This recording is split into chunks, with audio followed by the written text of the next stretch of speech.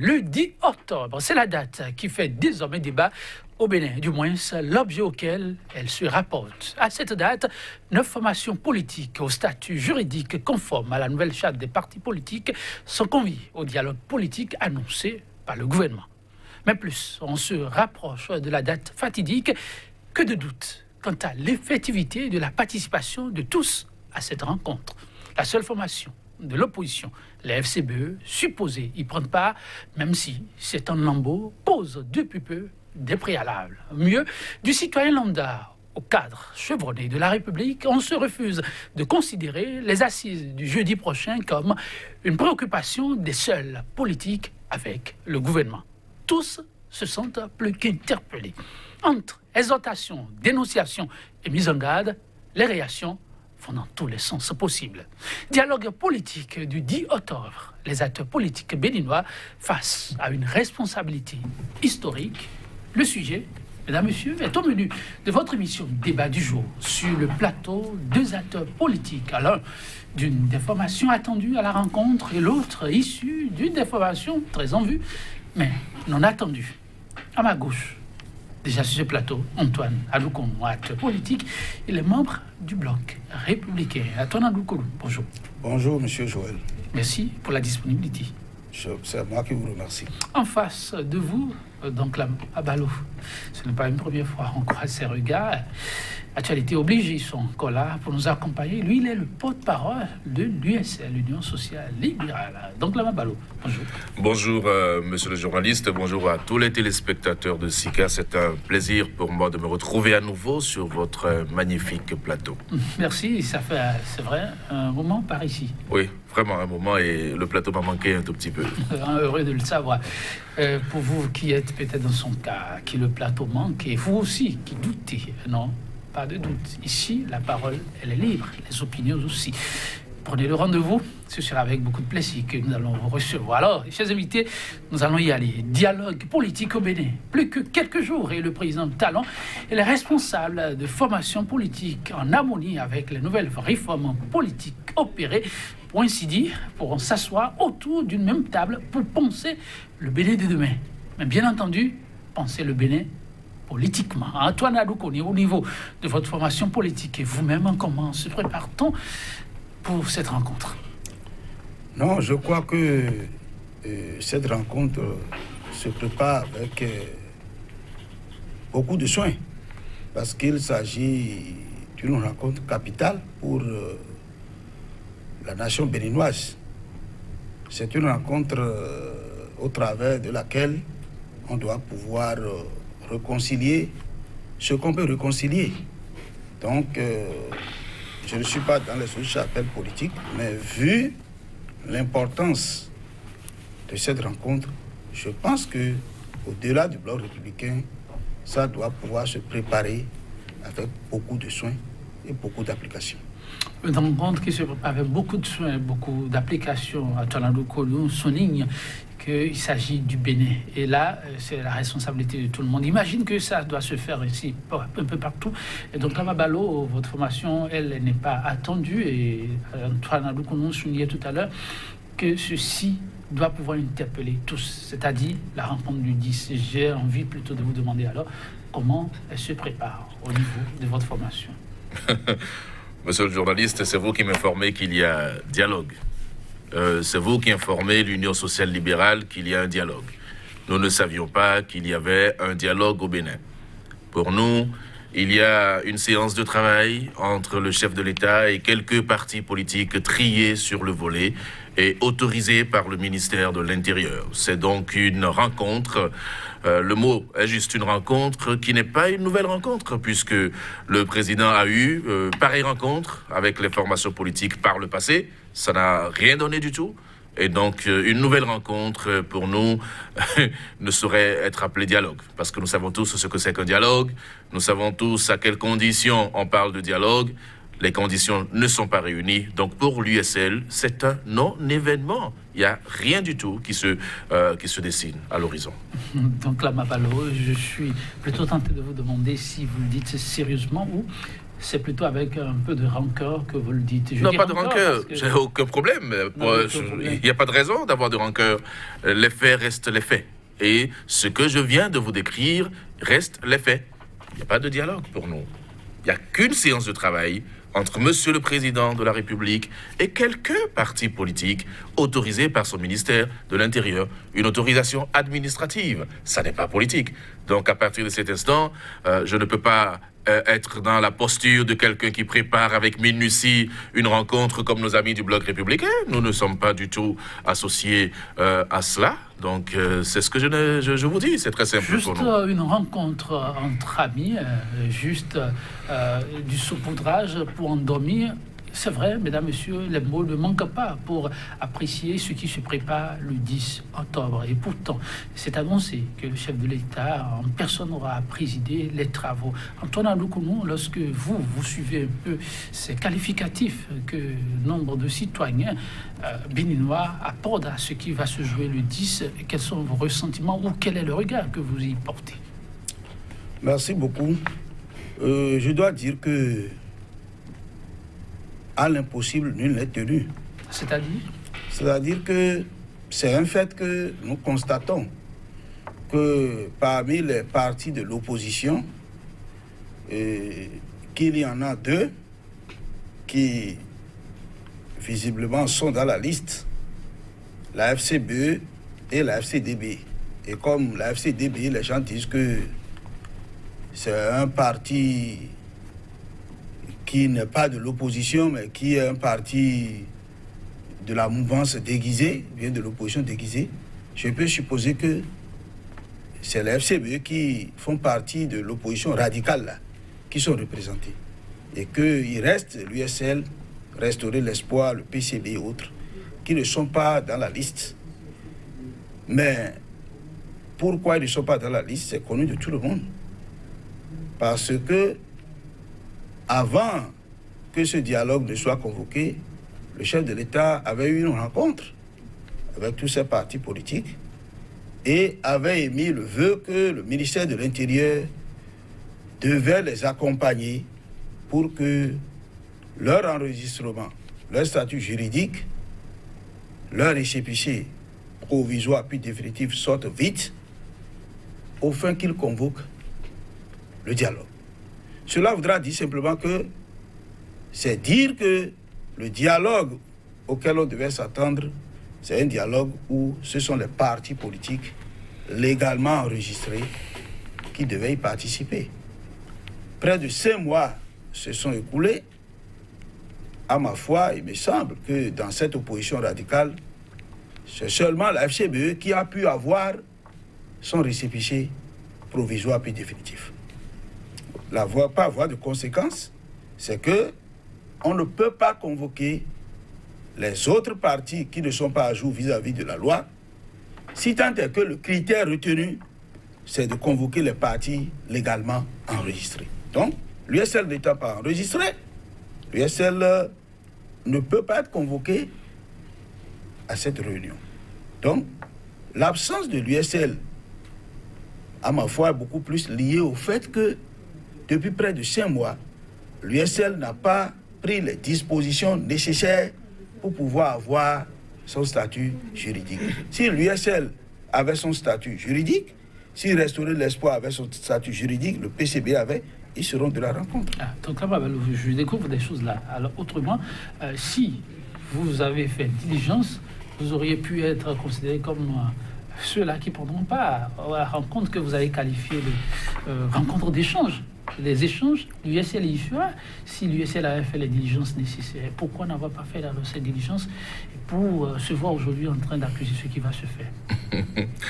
Je découvre également avec vous que mon ami connaît très bien les raisons pour lesquelles l'USL n'aurait pas été invité à cette rencontre.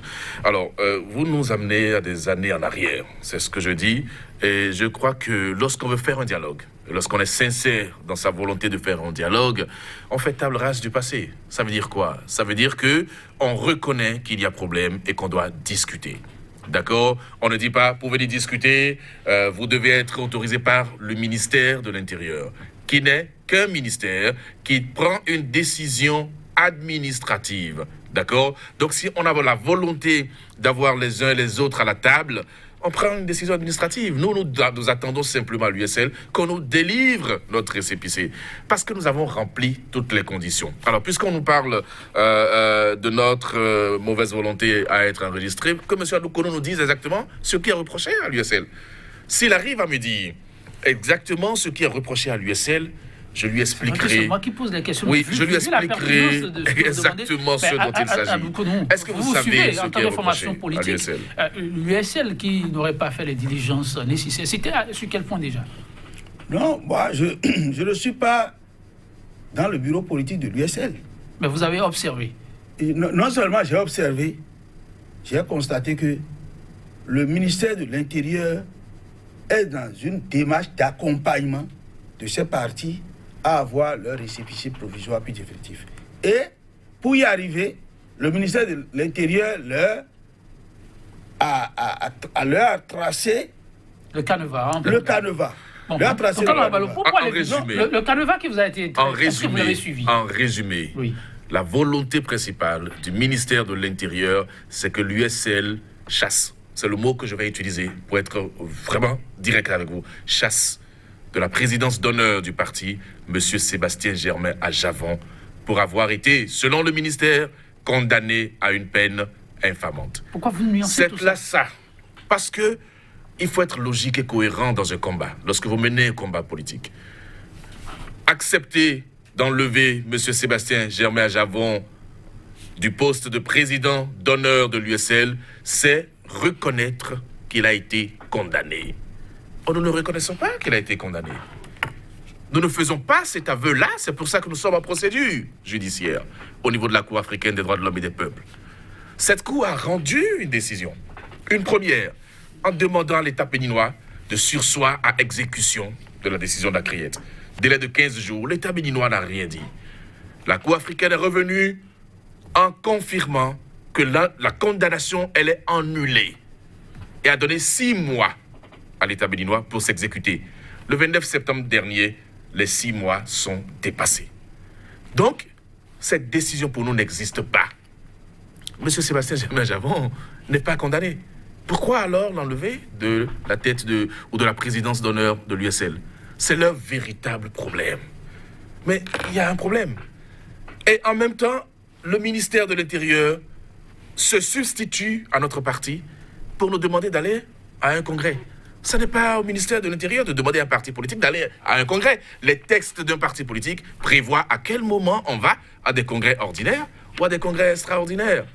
Donc, c'est de la manipulation qui se fait à la tête du ministère de l'Intérieur. Mais plus grave, lorsque le ministère de l'Intérieur ou l'État béninois refuse de respecter une décision d'une cour supranationale, alors que nous avons pris l'engagement de respecter toutes les décisions de cette cour, le gouvernement, dans la même foulée, continue à prendre des décisions, dont un arrêté interministériel entre le ministre de l'Intérieur et le ministre de la Justice pour interdire la délivrance à tout document administratif, la délivrance de tout document administratif à toute personnalité ayant maille à partir avec la justice. Donc, même dans une procédure.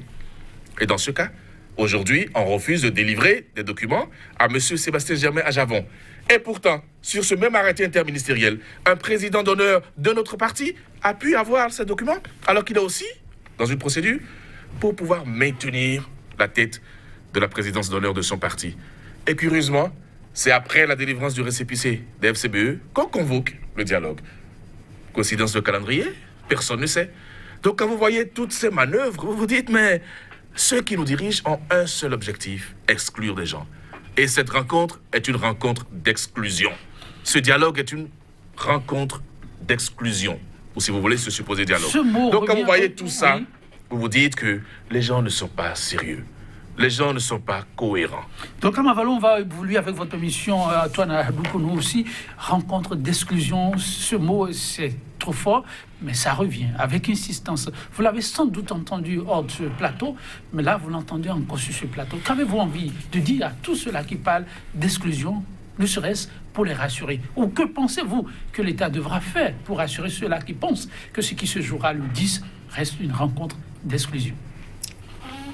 Je crois que le mot exclusion, à ma foi, est galvaudé, parce que les gens ne veulent pas être logiques dans ce qu'ils disent. Puisque je vous ai dit que on veut convoquer les partis régulièrement enregistrés. Et si on ne convoque pas un parti qui n'est pas enregistré, est-ce que le parti est en mesure de dire on m'a exclu? Votre vis-à-vis a donné quelques petits exemples. Il dit qu'il observe, voilà. Par exemple, pour nos téléspectateurs, qui a une formation qui est presque la même situation, c'est-à-dire qu'il a son leader qui est dans une procédure que tout le monde connaît, il se trouve fort heureusement ou malheureusement, ça dépend de quel côté on se met, que cette formation a pu avoir, elle, son récépissé, et l'intéressé demeure toujours président d'honneur. Mais en ce qui le concerne, on leur demande de bannir carrément le président d'honneur à la tête de leur formation, que ça ferait du 2 poids 2 mesures. Vous ne pensez pas que c'est une façon de leur donner aussi des éléments de confort dans ce qu'ils disent? Je ne voudrais pas m'inscrire dans les polémiques. Ce que je sais que le ministère de l'Intérieur a notifié à chaque parti. Mais vous n'avez pas répondu à cette question. Non, j'en viens. Non, j'en viens. Ok, allez-y. Le ministère de l'Intérieur a donné le canevas à chaque parti pour que le parti soit enregistré. Et il n'est pas question que l'on cherche à se comparer à une formation politique. Il faut que l'USL s'occupe de son dossier. Est-ce que l'USL a rempli les conditions que le ministère de l'Intérieur lui a imposées? Qu'il ne puisse pas observer ce qui se passe avec les autres. Non, ce que je dis, le dossier de FCBE n'a rien à voir avec le dossier de USL. USL n'a qu'à faire ce que le ministère de l'Intérieur a dit. En tout cas, l'émission d'aujourd'hui, oui. Non, allez-y. Il a dit beaucoup de choses. Ok, allez-y rapidement. Il a dit qu'on veut chasser le président Sébastien Ajavon en tant que président d'honneur de l'USL. C'est pourquoi le ministère de l'Intérieur, à ma foi, c'est-à-dire que c'est cette condition-là que l'USL trouve assez exigeante et n'est pas prête à se conformer aux dispositions du ministère de l'Intérieur. Et la conséquence, c'est quoi? L'USL fait un choix.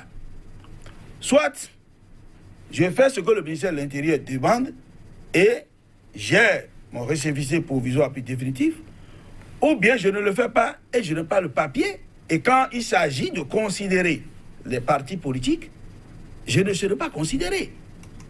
Moi, je ne suis pas dans l'opposition, mais je note que cette opposition, non seulement elle n'est pas unie, mais elle ne mesure même pas la portée des dossiers qui sont devant lui. Le fait qu'un parti politique, à une échéance électorale, ne peut pas participer, ce que ça fait pour la vie des militants, si vraiment ces partis en ont conscience, ils comprendront que enlever Sébastien Ajavon n'est pas une fin en soi. D'ailleurs, c'est ce que nous combattons en parlant de la réforme du système partisan. Il ne faut pas que les partis politiques soient confondus à un individu. Peut-être qu'on aurait demandé, je suppose, que le ministère de l'Intérieur aurait demandé d'enlever un militant lambda qu'il aurait fait depuis.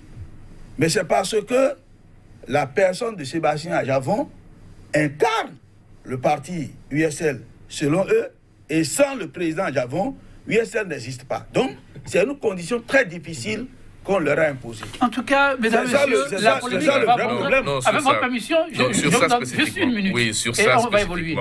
Sur ça, mon cher ami Adoukonou, si le parti de M. Ajavon devait être confondu à sa personne, le parti ne se serait pas appelé USL. Le parti se serait appelé ASG, simplement. D'accord? Et M. Ajavon ne vous a pas dit qu'il tient coûte que coûte à rester président d'honneur du parti. Suivez-moi très bien, vous verrez que nous sommes dans une cohérence. Nous sommes dans une bataille judiciaire. D'accord? Et lorsque vous êtes dans une bataille judiciaire, vous ne confirmez pas ce que vous n'avez pas envie de confirmer. Pour nous, M. Ajavon n'est pas condamné. C'est tout le problème. Et donc, accepter de l'enlever de là, c'est confirmer qu'il a été condamné à une peine infamante. Précision, or, nous sommes dans une bataille actuellement pour démontrer que la condamnation doit tomber. Et nous avons gagné cette bataille. C'est l'État béninois qui, malheureusement, montre qu'il est un État voyou. Donc, qui refuse aujourd'hui de respecter une décision de justice. De débat, ne vous en Donc, ce que faites vous dites là n'a aucun rapport avec un individu. Non, revenons sur le dialogue politique avec votre permission. Nous n'allons pas faire de la fixation. Merci pour vos divers apports qui, quelque part, font des recoupements heureux pour la situation d'un certain nombre de formations politiques. Mais on évolue, dialogue politique, on en parle. Ce qui fait figure de représentativité pour l'opposition beaucoup plus, on peut l'appeler radicale ou pas, c'est beaucoup plus les FCBE qu'on observe à travers cette configuration qui se prépare pour le 10 prochain. Mais surprise, la formation, nous disions à l'entame, même si FCBE vient presque en lambeaux, elle y est conviée à cette rencontre. Voilà FCBE qui pose des préalables. Comment vous appréciez cette nouvelle donne? Non, moi je pense que la FCBE est toujours dans la posture d'une opposition radicale. Les conditions que la FCBE pose aujourd'hui comme préalable sont celles qu'elle a toujours posées pendant qu'on avait dit d'aller au consensus pour que tous les partis politiques qui désirent puissent aller aux élections. Et ce même comportement a repris. Et si les choses doivent évoluer de cette manière, c'est sûr que ce dialogue se fera sans la FCBE parce que les conditions, les préalables qu'on pose, que moi je vois là, je ne suis pas sûr qu'aujourd'hui, on puisse dissoudre l'Assemblée nationale qui est là et qu'on puisse organiser d'autres élections législatives avant qu'on ouvre le dialogue. Soyons sincères avec nous-mêmes. Nous prenons l'un des points pour rester dans l'ascendance des mots. Et ils disent, par exemple, avoir commencé un combat avec un certain nombre d'alliés. Et au regard de la gravité des événements ayant conduit à l'installation de la nouvelle équipe au niveau de l'Assemblée, qu'il faille que ces alliés soient autour de la même table qu'eux. Quand il pose une condition comme celle-là, c'est quoi le regard du politique que vous êtes? Oui, je pense que ce n'est pas que cette condition, c'est la condition normale. C'est-à-dire que vous êtes dans un groupe, vous êtes en train de faire un combat. L'idéal aurait été que vous soyez ensemble autour de cette table. Mais j'aurais préféré que la FCBE donne les conseils aux autres partis politiques pour se conformer à ce que le ministère de l'Intérieur leur a dit. Parce que la FCBE même a été obligée d'enlever, comme Koutié, d'enlever Djenotin, d'enlever X ou Y pour rester dans la portion congrue pour avoir son récépissé provisoire puis définitif.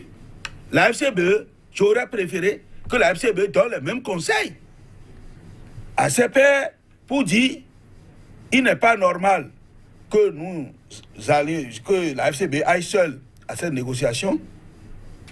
Pour qu'on soit ensemble, faites l'effort pour que ce qu'on vous demande là, même si vous, de façon subjective, vous voyez que ça ne tient pas, mais puisque le ministère de l'Intérieur, c'est lui qui délivre le papier, allez dans ce sens, tout au moins pour que nous ayons d'abord quelque chose sous la main, parce qu'un tien vaut mieux que deux tueras. Préalable ils auraient fait ça là, mesdames, messieurs, et rester ensemble au lieu de rester en lambeaux pour venir dire que... C'est en tout cas la nouvelle donne qui vient comme pour perturber ceux qui se préparent pour le 10. Les FCBE resteront-elles campées sur leur position à exiger le respect de ces préalables? La question de la réaction de l'USL par rapport à cette condition posée par le parti FCBE, donc là, Babalo nous en parlera. Mais avant de nous dire un peu comment vous avez accueilli cette réaction, dites quel était vraiment l'état d'âme, surtout du porte-parole que vous étiez lorsque vous avez appris que voilà, les FCBE qui ont leur récépissé, les FCBE qui seront autour de cette table. Vous avez reçu ça comme une trahison, une déception? On s'est mordu un peu le doigt? On a vécu ça comment? Non, écoutez, chaque parti fonctionne comme il l'entend. Mon rôle ici sur ce plateau n'est pas de venir critiquer un parti politique de l'opposition, ça n'est pas mon rôle du tout. Les forces Kori pour un Bénin émergent, peut-être, je dirais, une partie des forces Kori, parce que vous avez constaté que cette démarche n'a pas été unanime au sein de cette formation politique. Et donc, cette formation a pensé qu'aller discuter avec le président pourrait lui permettre de participer à des élections futures et tout le reste. Bon, ça, c'est leur cuisine interne. Pour ma part et pour la part de l'USL, il n'y a aucune élection à gagner face à un régime dictatorial. Nous ne sommes pas en démocratie. Soit nous sommes en démocratie, soit nous ne sommes pas en démocratie. Quand j'écoute mon vis-à-vis, j'ai un petit pincement de cœur parce que j'ai le sentiment que nous aimons les marchés de dupes. Vous voyez, il dit, même si ce qu'on nous demande n'est pas juste, il faut le faire pour avoir un document. Même si vous estimez que ce n'est pas juste. Mais il faut le faire. Mais ce n'est pas juste. Nous sommes dans un pays de droit, oui ou non? Ça n'est pas juste. C'est notre droit de dire que ça n'est pas juste. Pourquoi est-ce qu'on veut nous amener dans des compromissions? Mais ça veut dire qu'on n'est plus dans un État libre. On n'est plus dans un État de droit. Et donc, lorsque vous avez ce schéma, vous avez mal au cœur pour votre pays. Et vous vous demandez, mais où est-ce que nous allons concrètement? Vous invitez des gens à un dialogue. Supposé dialogue. Il n'y a pas de médiateur. C'est le président de la République qui invite pour discuter avec une classe politique. Les uns et les autres font bien de rappeler que pour un dialogue inclusif, sincère et franc, il faut un médiateur neutre. J'ai écouté tout à l'heure mon ami dire qu'il y avait 2 partis de l'opposition et 7 de la mouvance. Minorité. L'opposition est en minorité. Encore que l'opposition ne s'est pas entendue pour désigner les forces Kori pour un Bénin émergent comme représentants de cette classe au niveau du dialogue. Lorsqu'il s'agira de prendre des décisions alors que les uns sont en minorité, vous pensez qu'on va vers un dialogue franc lorsqu'on se retrouve dans ces conditions? Non, c'est faux. Rien ne sortira de là. Mais pire... Il faut prophétiser. Non, mais c'est très clair. Je dirais même que c'est scientifique, ce que nous disons. Ça n'est pas de la littérature. Mais le président convoque cette rencontre, dit-il, pour la correction des lois. Donc, ça veut dire qu'il reconnaît lui-même que les lois sont mauvaises. Il l'a dit, par ailleurs. Vous voulez que nous nous conformions à des lois mauvaises qu'on veut aller corriger dans un dialogue. Mais il n'y a pas de cohérence. Aucune cohérence. Encore que là où on corrige la loi, c'est l'Assemblée nationale. Et nous ne sommes même pas représentés à l'Assemblée nationale. Donc on n'a aucune garantie que ces lois seront corrigées. Mais c'est au marché de dupes, cher ami. Donc de ne pas voir ça, moi je ne comprends pas. Voilà des tests qui nous ont conduit à un résultat que tous on connaît. Donc des tests qui ont des lacunes. Le chef de l'État reconnaît qu'on a fait tous des faux pas. Il faut aller à corriger à l'Assemblée. À l'Assemblée, nous n'y sommes pas. Des tests qui ont des lacunes, maintenant on nous demande d'aller nous conformer à ces tests. Ils soulignent, sinon concluent, que vraiment c'est une incohérence qu'ils ne sauraient admettre. Vous répondez quoi? Vous savez, quand on dit que les tests ont des lacunes, cela ne peut pas servir. Au fait, les tests, les tests en soi ne posent pas problème. C'est peut-être leur application. Parce que si je dois me résumer à ce que ceux qui n'ont pas pu avoir les papiers disent, ils disent, je me suis conformé au test. C'est parce que on ne veut pas que j'aille aux élections qu'on m'a exclu. C'est ce qu'ils disaient. Je me suis conformé au test. Mais on m'a exclu parce qu'on ne veut pas que j'aille aux élections. Cela voudra dire, si je dois m'en tenir à leur raisonnement, que se conformer au test là, c'est pas difficile. Puisqu'ils ont dit qu'ils se sont conformés. Donc les tests ne posent pas problème. Parce que l'opposition dit je me suis conformé. Les mouvanciers aussi se sont conformés. Ça veut dire que les tests en eux-mêmes ne posent pas problème. Mais que c'est leur mise en, leur application. Donc, aujourd'hui, moi je crois que même si entre-temps, c'est parce que c'est une loi, ça peut subir d'amendements. Et le dialogue devient d'autant plus nécessaire qu'ils ne sont pas représentés à l'Assemblée nationale. Ça veut dire que le creuset dans lequel ils pouvaient apporter leur contribution, c'est dans le dialogue. Et ce dialogue, les conclusions seront connues de tout le monde. Et si les conclusions sont connues, et qu'en ce qui concerne les lois, on dit à l'Assemblée nationale de rester dans la ligne des conclusions, l'Assemblée nationale est obligée parce que c'est dans un cadre de dialogue national que ces conclusions sont sorties. Et ils ne sont pas députés sans le peuple. Donc, si le peuple, dans un contexte, dit voilà ce qu'il faut modifier, il ne peut pas rester dans la posture de mouvancier pour ne pas corriger. Les préalables des FCBE pour poursuivre les travaux du 10 prochain, pensez-vous que le chef de l'État doit les prendre en compte? Non, moi je ne suis pas à la place du chef de l'État, mais je sais. L'acteur politique qui veut le meilleur pour son pays, moi, conseillerait quoi au chef de l'État? Non, ce que je conseillerais au chef de l'État, c'est même pas que je conseillerais, le chef de l'État même, mais il mesure la portée des dossiers. Si d'abord le fait de poser des préalables avant de s'asseoir, c'est grave, il faut aller s'asseoir et sortir les préalables. Alors, si selon moi, c'est ça. Ok, je comprends alors la vision. Les FCBE qui disent ne pas être prêts à s'asseoir sans ces préalables, pensez-vous qu'il faille poursuivre les discussions sans cette formation? Non, moi je crois que je ne suis pas à la place du chef de l'État, mais vous rêvez être à cette place. Non, je dois dire que non. Vous êtes acteur politique. Si aujourd'hui, oui, ceux qui sont dans les revendications, qui sont beaucoup plus dans les revendications, si on ouvre le dialogue et ceux-là ne veulent pas aller s'asseoir, mais ça veut dire qu'en réalité, leur problème est ailleurs.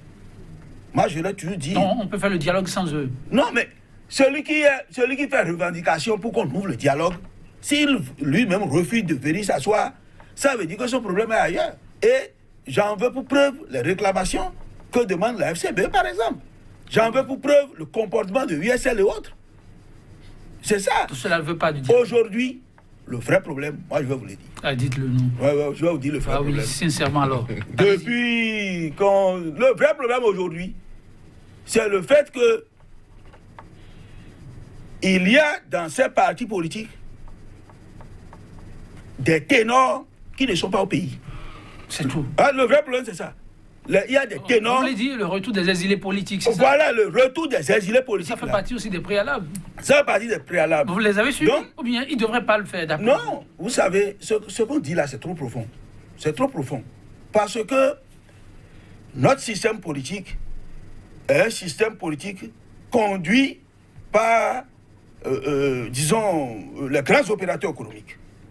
Et aujourd'hui, lorsque Sébastien Adjavon n'est pas au pays, c'est pas facile que le pays, il y ait une stabilité donnée. Tout ce qui se fait aujourd'hui, moi j'ai l'impression qu'il existe, pour parler comme l'autre, une télécommande des exilés politiques qui permet de ne pas stabiliser la situation au pays. Télécommande hier, télécommande encore aujourd'hui. Vous y croyez sincèrement? Moi j'y crois. J'y crois parce que attendez, je sais comment... Il nous dira quelque chose. Puisqu'il a dit avant de venir sur ce plateau, qu'il nous expliquera. C'est ça le vrai problème. Donc là, monsieur, on lui pose la question, bien, vous continuez d'abord. Ok, allez-y. Écoute, pourquoi moi je fais ce raisonnement? Oui, pourquoi? Quand vous voyez les préalables, on dit les exilés politiques, que moi je suppose des gens qui ont des problèmes avec la justice. Moi je ne veux pas... supposer. Oui, je ne veux pas utiliser le terme exilé politique. Ok, allez-y. Parce que l'exilé politique, c'est quelqu'un qui a quitté de force son pays du fait de son opinion politique. Adjavon, pour ce que moi je sais, n'est pas à l'extérieur du fait de son opinion politique. Je sais que c'est parce qu'il a un problème avec la justice qu'il est là-bas. Je ne le dis pas pour dire que je suis content, parce que personne ne peut être content de voir un Béninois contraint de ne pas rester dans son pays pour une raison ou pour une autre. C'est pas que je suis content, mais l'analyse que vous avez fait, c'est ça. Donc, si vous voyez ces préalables, les exilés politiques, c'est-à-dire que les gens qui ont des plans avec la justice, il faut mettre le problème juridique et de côté. Tout ça là, dissoudre l'Assemblée, refaire les élections. Si on prend ces revendications, la seule chose qui permet d'y accéder, c'est la remise en cause de l'ordre constitutionnel qui est là. Tant que l'ordre constitutionnel est là, on ne peut pas accéder. Donc le problème, c'est la remise en cause de l'ordre constitutionnel. Les acteurs politiques joueraient-ils encore une fois avec l'avenir de toute une nation en brandissant des préoccupations qui, au fond, n'en sont pas actuelles? Oh, j'ai suivi mon ami et je suis triste, simplement. Je suis triste qu'à l'étape actuelle des choses, qu'on en soit encore à dire des contre-vérités. D'accord? Vous savez très bien que, parlant de M. Ajavon, dont je connais le cas, vous savez très bien que la France lui a reconnu l'asile politique. À partir du moment où la France lui a reconnu l'asile politique, c'est clair que nous ne sommes plus en démocratie. C'est clair que des gens sont persécutés pour leurs opinions et engagements politiques. Et M. Adoukono sait très bien que ce n'est pas une affaire de justice. Pas du tout. Donc, cher ami, vous devez pouvoir corriger ça.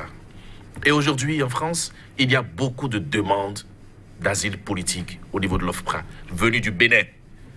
C'était encore jamais arrivé par le passé. En tout cas, depuis 1990, les Béninois ne demandaient pas autant l'asile politique. Aujourd'hui, c'est le cas. Donc, ça doit vous faire réfléchir et vous empêcher de continuer à dire ce que vous dites là, ça n'est pas juste. Alors, donc, le minimum qu'on puisse concéder pour que le 10 soit véritablement... Pour revenir à ce que vous dites, oui. On dit nous voulons la remise en cause de l'ordre constitutionnel. Non, nous voulons plutôt la restauration de l'état de droit et de la démocratie. Parce que nous ne sommes pas dans un état de droit. Je le répète encore une fois, c'est pédagogique. L'Assemblée nationale, qui est le moteur de la démocratie, est tenue à 100% par le régime. Ce n'est pas de la démocratie. Et l'Assemblée nationale est une institution qui régule la plupart des autres institutions. C'est-à-dire qu'à partir de l'Assemblée, nous avons les représentants dans les autres institutions. Nous ne sommes pas présents à l'Assemblée. Vous pensez que vous êtes dans un système démocratique? Nous ne sommes pas en démocratie. C'est le plus grand problème. La justice n'est pas libre. Nous avons aujourd'hui des prisonniers politiques au Bénin. Oui ou non, M. Adoukono?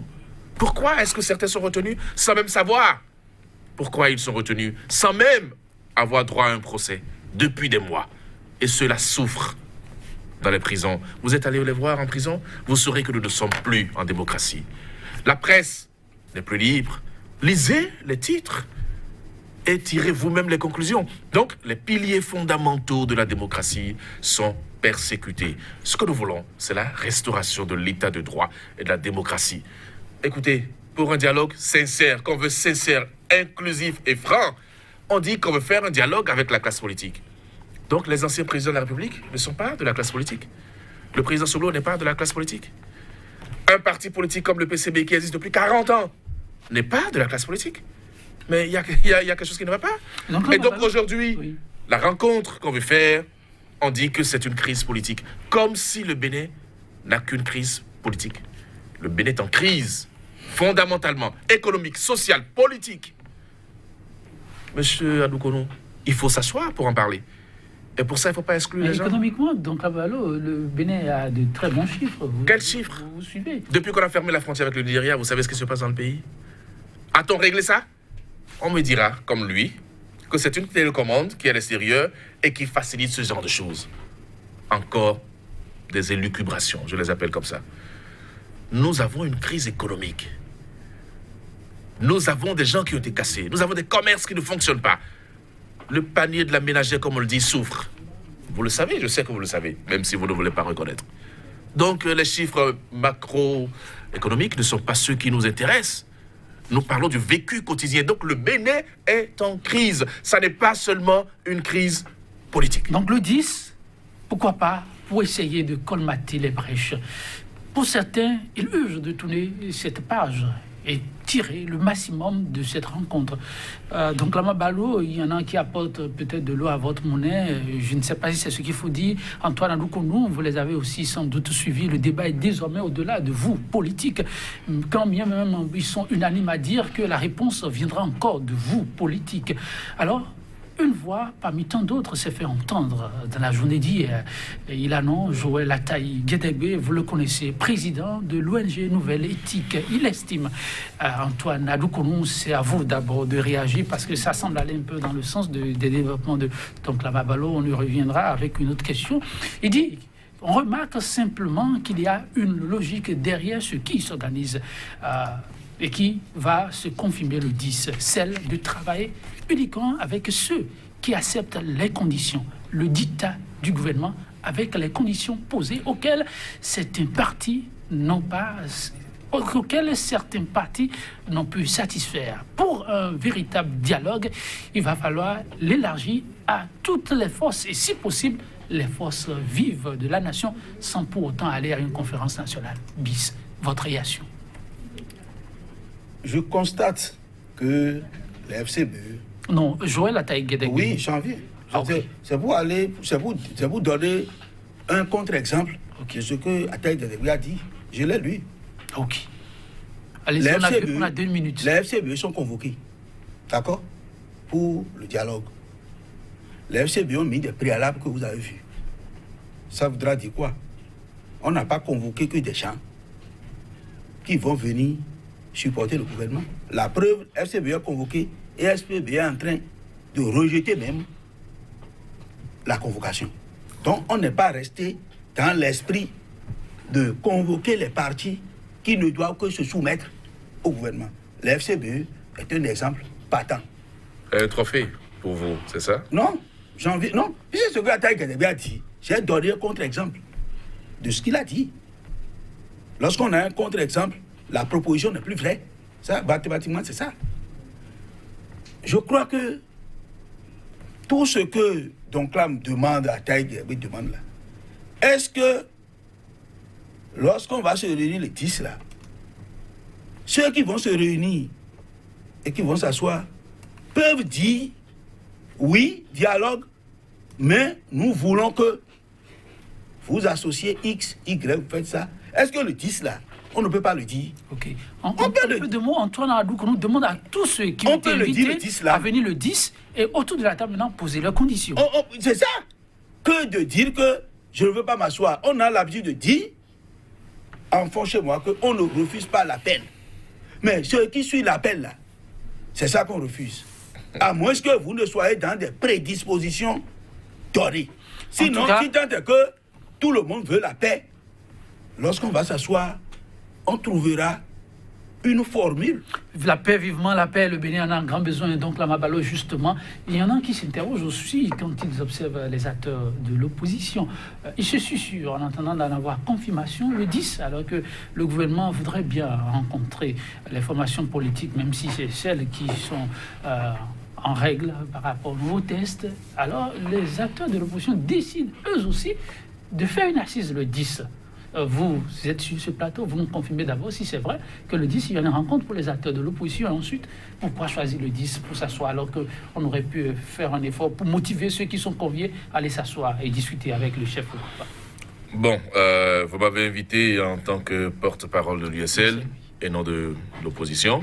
Donc, je ne saurais ici venir confirmer une rencontre pour le 10. J'ai lu, comme tout le monde, une convocation. Je sais qu'il y a des concertations en cours, mais je ne peux pas confirmer si oui ou non une rencontre du genre tient pour le 10.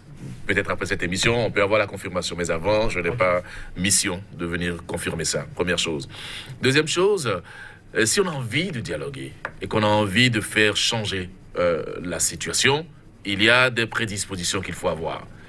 Avec tout ce que je viens de dire aujourd'hui, vous pouvez tirer aisément la conclusion qu'on a juste envie de distraire les uns les autres. On a juste envie de montrer à l'opinion publique internationale qu'on discute, d'accord, et c'est tout, rien de plus. Et rien ne sortira de là. De toutes les façons, rien qui nous engage, nous. Parce que, comme je l'ai démontré, c'est une rencontre minoritaire pour l'opposition. Aujourd'hui, je le constate avec beaucoup de déception, la mouvance veut prendre la convocation des forces Cori pour un Bénin émergent comme un trophée. Montrer qu'il y a quand même une opposition qui a été invitée. Et le fait que les FCBE posent des préalables reste dans leur gorge. parce qu'ils ne s'attendaient pas non plus à ça. Et donc, nous sommes dans du cinéma. Nous sommes dans un montage grossier. Si tant est que le régime veut du débat politique, que le régime permette à toute la classe politique de s'asseoir et de discuter. La classe politique ne se limite pas aux partis politiques. Ça, c'est très clair pour moi. Antoine Adoukoulou, vous avez un plaidoyer. Est-ce que ça va être à l'endroit du pouvoir ou bien de l'opposition? Ça va être en même temps votre conclusion. Vous pouvez choisir ma ligne ou décider de conclure sur ce qui vous paraît très important, parce qu'on est à la fin de cette émission. Non, c'est vrai que je ne suis pas de l'opposition, mais mon plaidoyer va aller à l'encontre de l'opposition et demander à l'opposition de s'unir et de faire le sacrifice nécessaire pour pouvoir affronter ces moments difficiles. Parce que, d'une manière ou d'une autre, par exemple, pour que USL soit... Tout à l'heure, il a parlé de PCB. Non, vous n'existez plus. Là où nous parlons, là, depuis le 17 mars, là, il n'y a plus USL, PCB, restaurer l'espoir, tout ça, là, c'est fini. À moins que vous n'ayez encore au Congrès. Antoine Adoukoulou, merci. Les vôtres vous ont suivi et ils sauront prendre l'essentiel. Vous concluez. Merci, Antoine Adoukoulou. L'un des principes fondamentaux de la démocratie, c'est le multipartisme intégral. D'accord? Liberté d'association, liberté d'expression, liberté d'activité, liberté de mouvement. Nous sommes en face de gens qui veulent restreindre les libertés. Donc nous ne sommes plus dans un état de droit. Nous sommes dans une dictature que nous allons combattre avec la dernière rigueur. Merci à vous, donc là, Mabalo, pour votre passage sur ce plateau. Antoine Adoukoulou, merci une fois encore pour la disponibilité. Chers téléspectateurs, merci pour la complicité. Un clin d'œil à notre réalisateur du jour, Juste Don Issou. 100% Bénin pour le numéro du jour. On va s'en arrêter là. Et ça va être sur cette citation de Léonard de Vinci. Tout obstacle, dit-il, renforce la détermination. Sachez, prendre garde. Bonne méditation chez vous et à très bientôt pour un autre numéro de 100% Bénin, toujours avec la même disponibilité. Au revoir.